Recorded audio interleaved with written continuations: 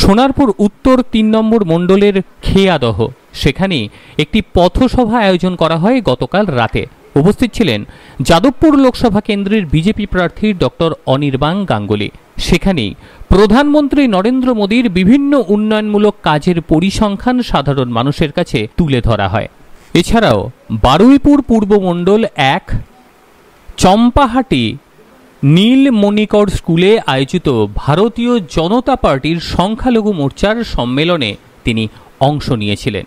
আর সেখানেও প্রধানমন্ত্রী নরেন্দ্র মোদী সংখ্যালঘু ভাই বোনদের জন্য কতটা কাজ করেছেন, তাঁদের আত্মনির্ভরশীল করে গড়ে তুলতে কি কি ব্যবস্থা গ্রহণ করা হয়েছে, সমস্ত কিছুই তুলে ধরা হয় সেই সম্মেলনে। মানুষের ভিড় ছিল রীতিমতো চোখে পড়ার মতন।